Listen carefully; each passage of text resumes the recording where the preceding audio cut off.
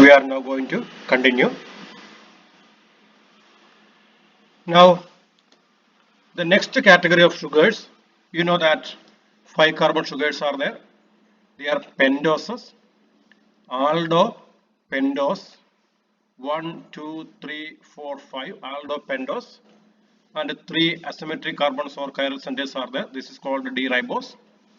Arabinose is also an aldose, aldopentose. How do they differ from each other? They differ from each other on arrangement of groups around the carbon number 2, OH towards the right side, OH towards the left side. Xylose another one, differing in arrangement of groups around carbon number 3. Lysose is another one, different arrangement of carbons around arrangement of groups around carbon number 2 and 3. All of them are aldoses. While ribulose is a corresponding ketose, and cellulose is a corresponding ketose as you see here. These are all ketoses, 5 carbon. And in your syllabus particularly you have mannose, glucose and galactose. And we are going to see another type of isomerism we call epimerism. What is glucose? An aldohexose. Aldohexose. You can see the numbering of the carbon very clearly here. What is mannose? Another aldohexose. And the galactose, a third aldohexose. They are all epimers. Epimer. What is meant by epimerism? A phenomenon in which two sugars differ from each other in arrangement of groups or atoms around a single carbon atom only. Make a note of it. Around a single carbon atom only, and that carbon should not be the functional carbon atom or anomeric carbon atom. So epimers are two compounds which differ from each other in the arrangement of groups or atoms around a single carbon atom other than the functional carbon atom. Here what is a functional carbon atom? It is the first carbon because they are all aldoses. It is also called anomeric carbon. We will see that later. So what's the difference between mannose and glucose? What's the difference between mannose and glucose? You see around carbon number 2, OH is towards the right side for glucose, it is towards the left side for mannose. So glucose and mannose are epimers. Glucose and mannose are epimers. What about galactose? Galactose differs from glucose in that the arrangement of groups around carbon number 4 are different in galactose. The OH is towards the right in glucose, it is towards the left in galactose. So glucose and galactose are epimers. Okay. Then you compare galactose and mannose. Are they epimers? Remember, epimerism is a phenomenon in which two compounds differ in the arrangement of groups around a single carbon atom only. What's the difference between mannose and galactose? One thing, arrangement is different around carbon number 2. Secondly, arrangement is different around carbon number 4. So they are not epimers. Mannose and glucose are epimers. Galactose and glucose are epimers. But remember, galactose and mannose are not epimers. I think it is clear to you. And all are D-isomers. In your notebook, can you write down L isomers of mannose and glucose and galactose? Do it. I will ask you. When I ask you, you should take a photograph with your mobile phone and you should post it in the group, in our WhatsApp group. Okay? Anyway, not now. Okay. And how many chiral carbons are there? Or how many asymmetric carbons are there in a hexose?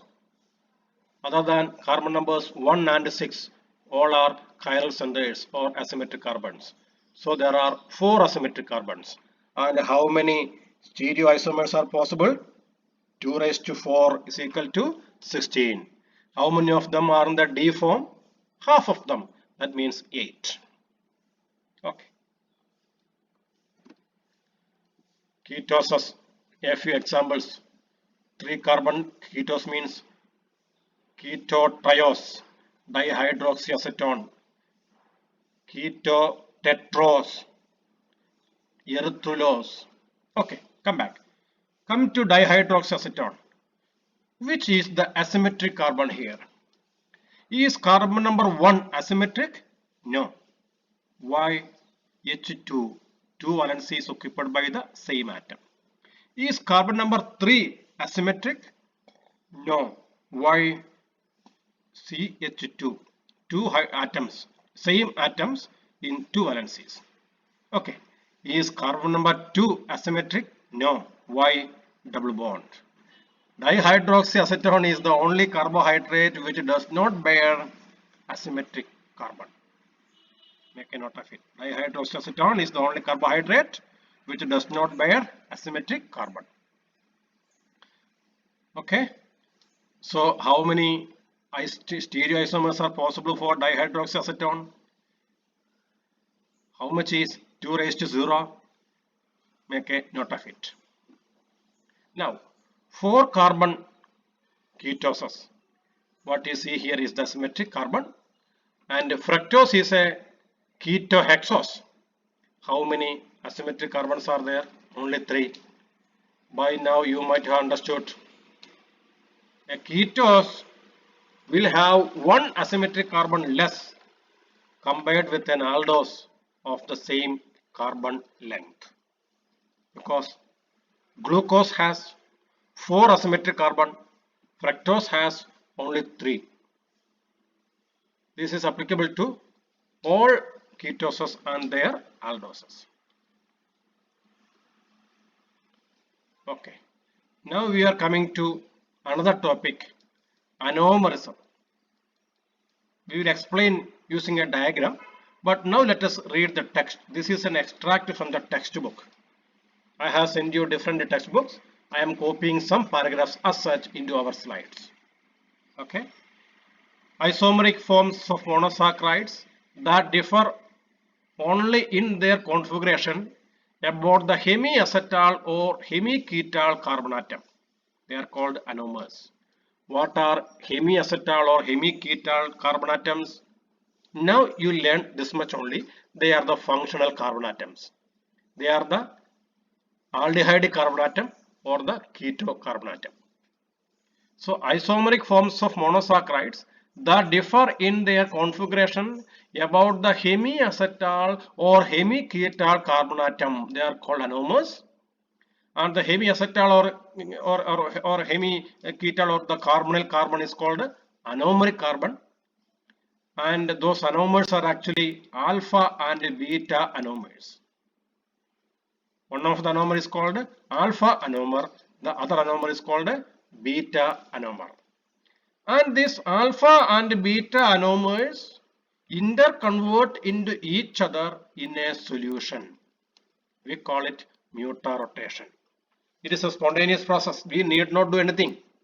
In an aqueous solution, for example, if you dissolve glucose in water, some of the glucose will remain as alpha glucose, the other glucose will remain as beta glucose, and the alpha glucose and beta glucose, they get converted into each other automatically, spontaneously, and we call it mutarotation.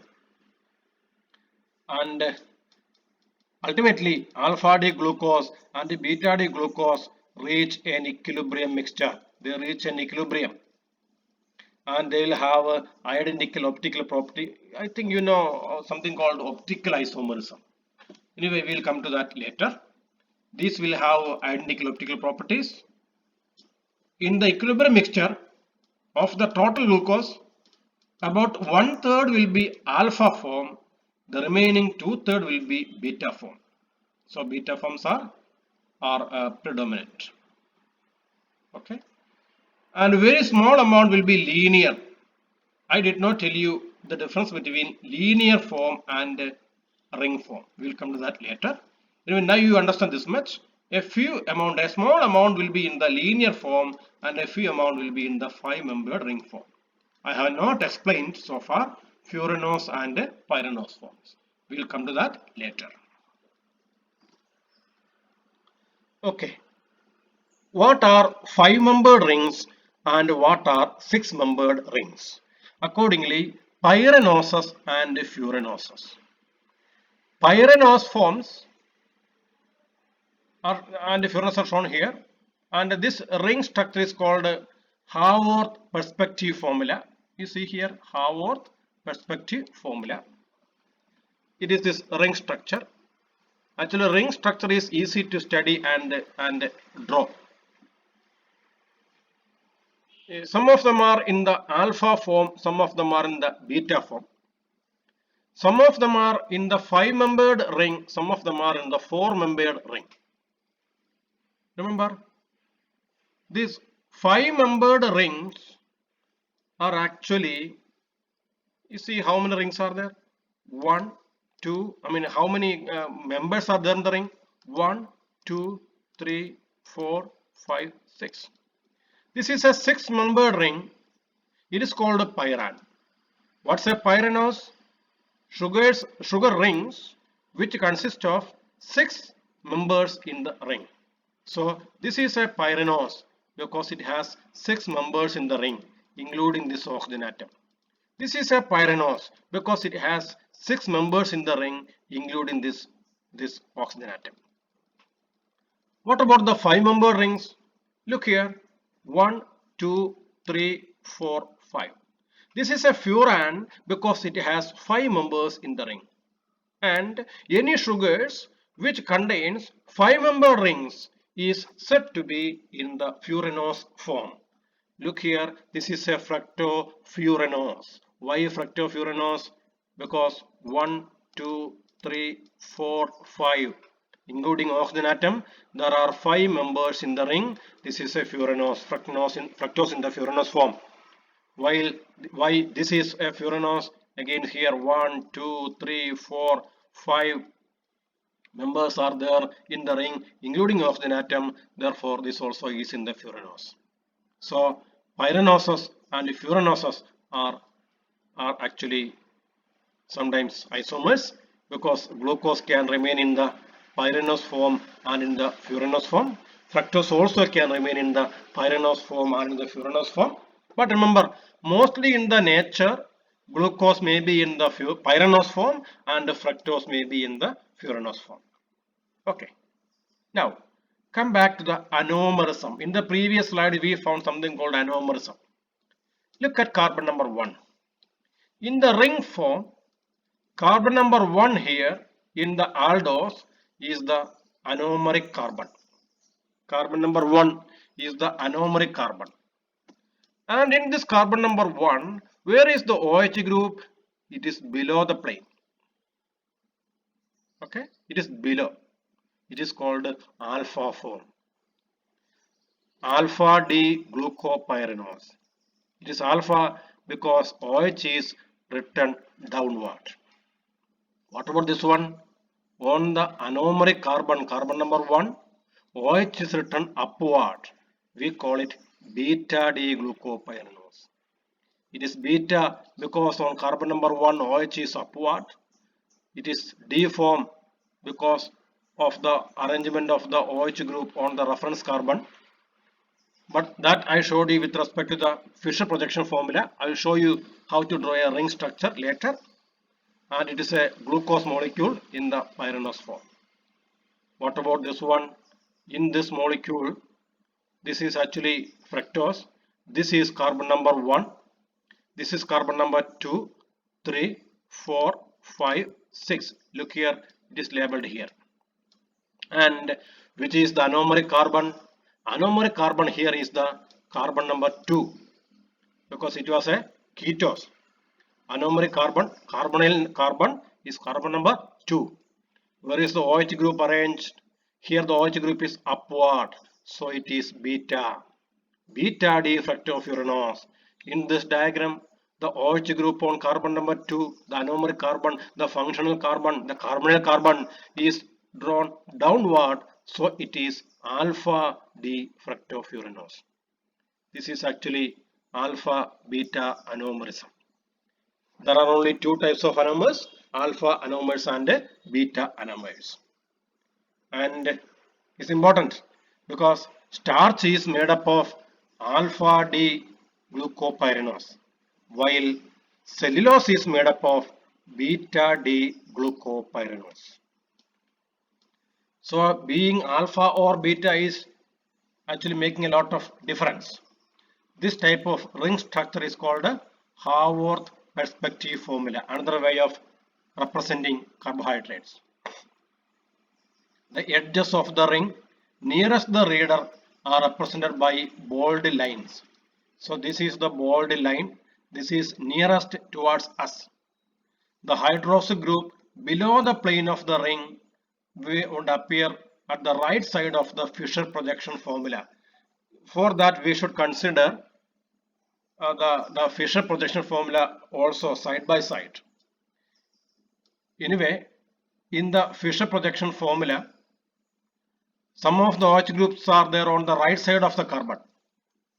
We draw them downward in the Haworth perspective formula. So if you draw this structure as a Fisher projection formula, this OH will be drawn towards the right side of the carbon. This OH group should be drawn towards the right side of the carbon. This OH group should be drawn towards the left side of the carbon. Actually, I should have shown you such a figure. In this whole slide system presentation, I have not done such a figure. At the end of the slideshow, I will draw a particular figure for you comparing a Fisher projection formula and its corresponding Haworth perspective formula. Then you will understand. For the time being, you understand this much. In the Fisher projection formula, you can see some of the OH group towards your right side. Those OH groups should be drawn below the plane when you draw the Haworth perspective formula. Okay? Yes, you take the case of this beta D fructofuranose. Carbon number 1, 2, 3. On carbon number 3, OH group is upward, which means on the Fisher projection formula, this OH group on carbon number 3 should be towards your left side. Let us go to the previous slide. Where is the, yes, carbon number 1, 2, 3. OH group is towards the left side for the fructose. You see here.